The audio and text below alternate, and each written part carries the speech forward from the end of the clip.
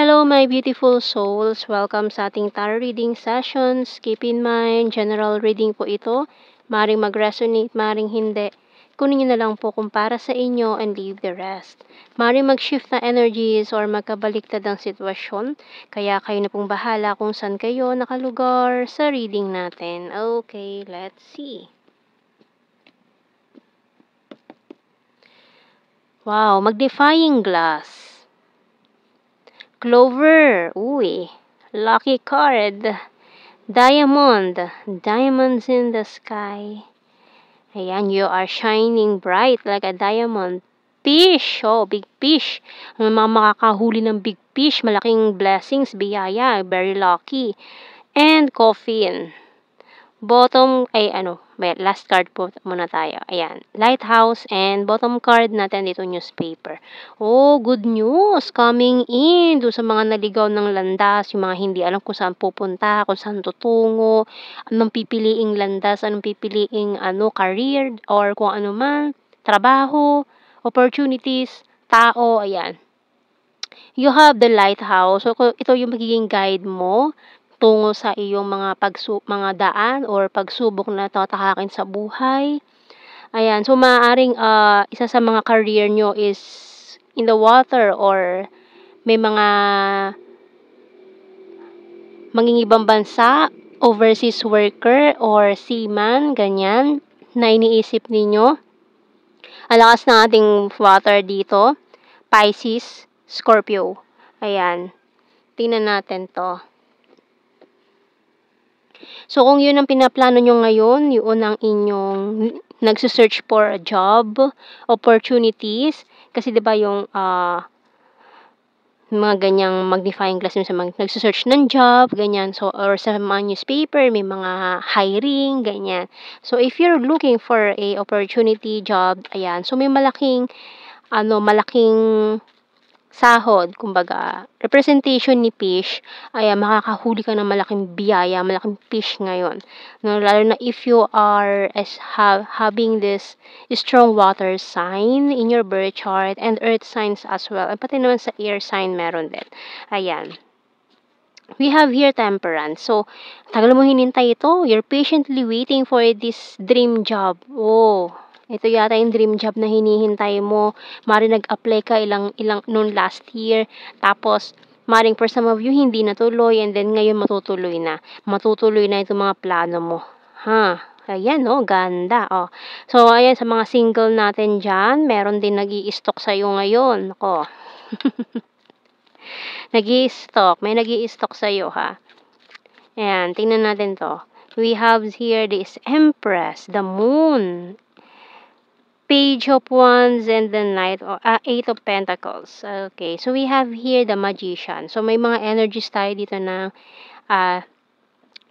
Pisces, Scorpio, Sagittarius, and the Libra. Ayan ang mga energies natin dito. Tingnan natin anong message ng Archangels. Wota mo? Victory! By Archangel Sandalphon. Your prayers have been heard and answered. Have faith. So, ito yung mga dreams mo, yung mga matagal mo nang pinag-pray kay Lord. Ngayon, ayan, ibibigay na sa'yo. Have faith. Okay? So, wag lang susuko sa mga hamon ng buhay kasi ito na. So, tingnan natin. Tagal mo pinangarap to diba? So, ngayon ka pa ba susuko? Victory is yours. I hate my pride and ego. Ayan, I'll start to save money. Wow. Can't let you go. You're the fairest of them all. Patiently waiting. I want to protect you. Business is business. Honesty is the best policy. You excite me. So, itong taon to na sinabi ko sa'yo kanina na nagmamasid-masid sa'yo, nag-i-stalk sa'yo. This person is in a long distance situation. Lalo na't nakita ko to. Sumilip siya. Two of Wands. Ayan. Malayo itong taon to sa'yo na nag-i-stalk sa'yo. Maaring this person will communicate soon. Na-excite siya na makita ka. Ayan. Matagal din siya naghintay. This person is also waiting for you, waiting for this big moment. Ayan, matagal niya na rin 'tong pinaplano, matagal niya nang iniisip, pinaplanong gawin 'to. Maaari kasing last year is naging busy siya ng talagang bonggang-bongga sa trabaho niya, pero ngayon ay and at the same time, ito rin ay isa sa mga humadlang, ayan. Kaya hindi siya nakapagawa ng move towards you. So, hanggang ginagawa lang niya is mag-stalk. Yun lang ang ginagawa niya taon-taong 'to. Okay, so maaari naging busy rin siya sa business. Pero para sa kanya kasi, marami siyang nakilala. Maraming mga taong dumaan sa buhay niya, pero ikaw talaga yung hindi niya makalimutan. Okay, we have here, I want to be more than friends. So, maaaring friend and zone ka nitong taong to, na pinagsisihan niya, bakit niya ginawa yun? Tingnan mo, I'm afraid to contact you. Kasi guilty siya. Alam niya siya yung friend zone sa'yo noon. Friend and zone ka niya, and then ngayon natatakot siyang kausapin ka. Kaya medyo natagalan. Ang ginagawa lang niya mag-stalk. Ayan. My life is not as together as it seems. I hid who I really am from you. We both know I'm not the one for you. I replay our conversations over and over. I couldn't let you get close to me, and I feel you leaving me behind. Ang bottom card, it's time for me to heal now. Ayan, so kuha tayo ng initials.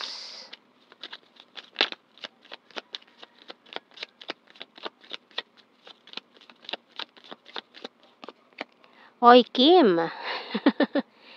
Si Kim. Letter Q. Oops. Letter R. J. Letter P. B. PB. Letter A. And letter E. Ayan. Bottom card natin, W. And tingnan natin sa blue card. Acceptance. Infatuation. So, maaaring nag-start to sa infatuation. And then, naging true love. Oh. Nag-start as infatuation and then naging true love.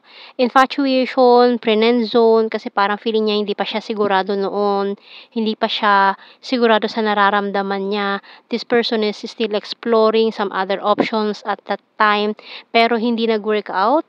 Ayan, nasan na yun? Ito, hindi nag-work out yung mga nangyari sa buhay niya, yung mga pinili niyang desisyon. Tinago lang niya ito. Nagpanggap siya na okay, lahat yung mga plano niya, itong mga desisyon na ginawa niya sa buhay niya. Pero hindi. So, tingnan natin general signs and messages. Oops.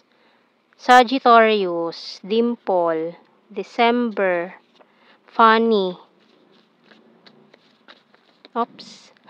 Ang kalaglagan. Ayan. Libra. Number 4. 9. September.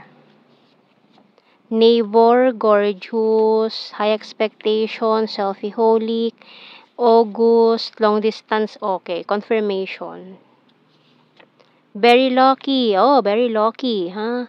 Karmic. So, maaaring may pinili tong karmic person dati. Kaya nahihiya siyang lumapit sa'yo.